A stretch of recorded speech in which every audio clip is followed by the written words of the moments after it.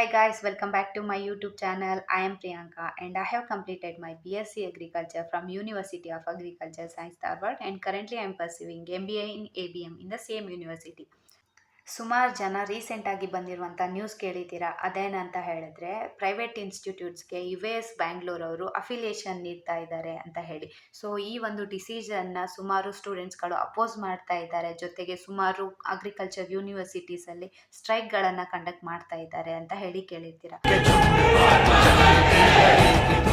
So ಈ ಒಂದು ವಿಡಿಯೋದಲ್ಲಿ ಈ ಸ್ಟ್ರೈಕ್ಗಳನ್ನ ವಿದ್ಯಾರ್ಥಿಗಳು ಯಾಕೆ ಕಂಡಕ್ಟ್ ಮಾಡ್ತಾ ಇದ್ದಾರೆ, ಮತ್ತು US ಬ್ಯಾಂಗ್ಳೂರ್ ಅವರು ಯಾಕೆ ಪ್ರೈವೇಟ್ ಇನ್ಸ್ಟಿಟ್ಯೂಟ್ಸ್ಗೆ ಅಫಿಲಿಯೇಷನ್ ನೀಡ್ತಾ ಇದ್ದಾರೆ ಅನ್ನೋದನ್ನು ಡೀಟೇಲ್ ಆಗಿ ಎಕ್ಸ್ಪ್ಲೇನ್ ಮಾಡಿದ್ದೀನಿ.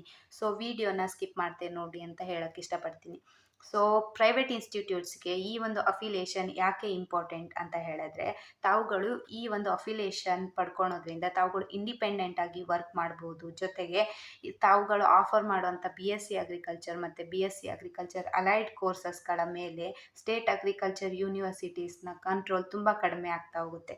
ಸೊ ಹೀಗಾಗಿ ಪ್ರೈವೇಟ್ ಇನ್ಸ್ಟಿಟ್ಯೂಟ್ಸ್ಗೆ ಈ ಒಂದು ಅಫಿಲಿಯೇಷನ್ ತುಂಬ ಇಂಪಾರ್ಟೆಂಟ್ ಆಗ್ತಾ ಹೋಗುತ್ತೆ.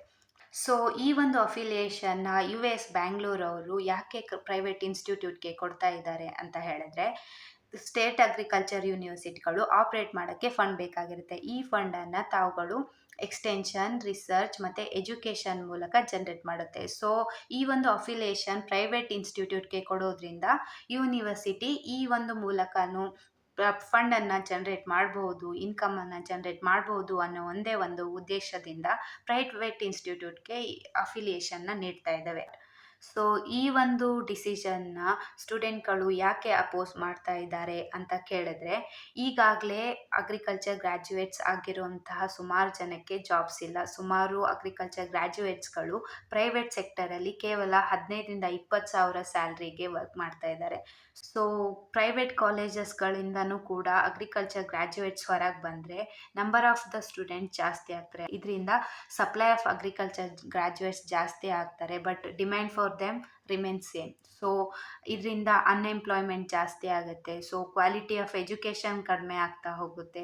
ಕಾಂಪಿಟೇಷನ್ ಅಮಂಗ್ ಅಗ್ರಿಕಲ್ಚರ್ ಸ್ಟೂಡೆಂಟ್ ಜಾಸ್ತಿ ಆಗ್ತಾ ಹೋಗುತ್ತೆ. ಜೊತೆಗೆ CETಯಲ್ಲಿ ತುಂಬ ಒಳ್ಳೆ ರ್ಯಾಂಕ್ ಪಡೆದುಕೊಂಡು ಗೌರ್ಮೆಂಟ್ ಕಾಲೇಜಿಂದ ಅಗ್ರಿಕಲ್ಚರ್ ಮುಗಿಸ್ಕೊಂಡಿರೋಂಥ ವ್ಯಕ್ತಿಗೂ ಮತ್ತು ಪ್ರೈವೇಟಲ್ಲಿ ಈಸಿಯಾಗಿ ಸೀಟ್ ತಗೊಂಡು ಅಗ್ರಿಕಲ್ಚರ್ ಮುಗಿಸಿದಂತಹ ವ್ಯಕ್ತಿಗೂ ಸೇಮ್ ಪ್ರಿಫರೆನ್ಸ್ ಆಗ್ತಾ ಹೋಗುತ್ತೆ. ಸೊ ಅಗ್ರಿಕಲ್ಚರ್ ಡಿಗ್ರಿಗೆ ತುಂಬ ವ್ಯಾಲ್ಯೂ ಕಮ್ಮಿ ಆಗ್ತಾ ಹೋಗುತ್ತೆ.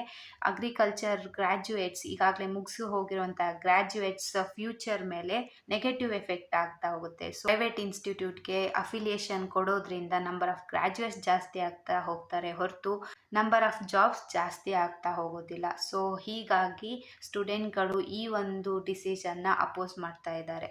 So thank you for watching. So ಇದೇ ರೀತಿ ಅಗ್ರಿಕಲ್ಚರ್ ರಿಲೇಟೆಡ್ ನ್ಯೂಸ್ಗಾಗಿ ನಮ್ಮ ಚಾನಲ್ನ ಸಬ್ಸ್ಕ್ರೈಬ್ ಮಾಡಿ ಅಂತ ಹೇಳೋಕ್ಕೆ ಇಷ್ಟಪಡ್ತೀನಿ. ಬಾಯ್ ಬಾಯ್.